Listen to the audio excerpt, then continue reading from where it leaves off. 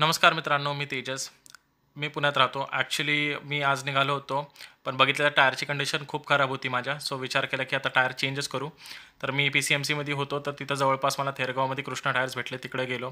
तेव्हा मी दादाशी बार्गेनिंग करत होतो. बार्गेनिंग केल्यानंतर रेट ठरले.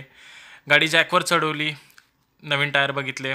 आता ते जॅकवर चढून व्हील कॅप काढत होते. त्यानंतर आता टायर घेतील काढायला. मी तुम्हाला तोपर्यंत हां बघा, हे ते दुकान आहे कृष्णा टायर्स थेरगावमध्ये PCMC. टायर घेतले दादानी काढायला. मग मी बघायला लागलो. दादाला सांगितलं थोडा वेळ शूट कर. दादानी शूट केलं ते, जोपर्यंत मी बाकीच्या गोष्टी बघत होतो. दादानी लगेच टायर काढले.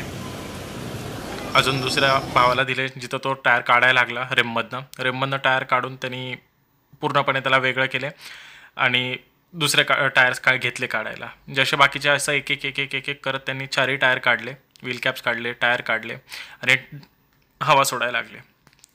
त्याचबरोबर मग त्यांनी नवीन टायर्स घेतले आणि नवीन टायर घेऊन मग ते फिट करायला लागले. फिट करून झाल्यानंतर ना आता गाडी व्हील अलाइनमेंट बॅलन्सिंगसाठी आणली. तर त्यासाठी दादाने गाडी चढवली. थोडेसे आपले काच जे आहेत ते काळे आहेत, तर दादाला अंदाज येत नव्हता. तर त्यांनी खिडकी खोलून मग गाडी चढवायचा प्रयत्न केला, कारण की टिंटेड ग्लास आहेत तर त्यांना समजत नव्हता, अंदाज येत नव्हता. रॅम्पवर गाडी कशी तशी त्यांनी घेतली. त्यानंतर मग ते आता ती इक्विपमेंट्स लावतात ते, ज्याने की आता व्हील अलाइनमेंट आणि बॅलन्सिंग होईल. अलाइनमेंट झाली होती आता बॅलन्सिंग झाली होती, आता अलाइनमेंट करतात ते. सो अलाइनमेंटचा व्हिडिओ जो आहे तो तुम्हाला दाखवतो पुढे आहे.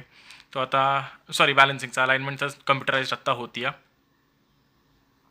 तर दादानी जे काय त्यांचे कोड्स होते त्यात गाडीचा मॉडेल टाकून दिला, की कोणत्या कंपनीची गाडी आहे, कुठला मॉडेल आहे, काय आहे, सगळं ते कम्प्युटराइज्ड आहे. त्यांनी ते टाकलं, ते इक्विपमेंट्स लावले, मशीन लावून तिथून कॅमेरासमोर त्यांनी सांगितलं कॅमेरासमोर आहे, ते ॲनालाइज करून सगळं बरोबर फिट होणार.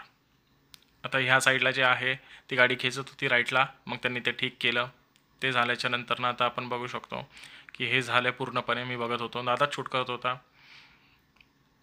त्यानंतर ना आता ते आले, बघतात की सगळं बरोबर आहे का नाही. इन्स्ट्रुमेंटवरती हे स्क्रीनवरती सगळे दिसायला लागले, गाडी कुठं खेचते, कुठं बरोबर आहे, कुठे नाही, किती डिग्रीला ते वाकडं आहे ते बरोबर केलं. ते स्ट्रेट मिडल पॉईंटला आणत होते.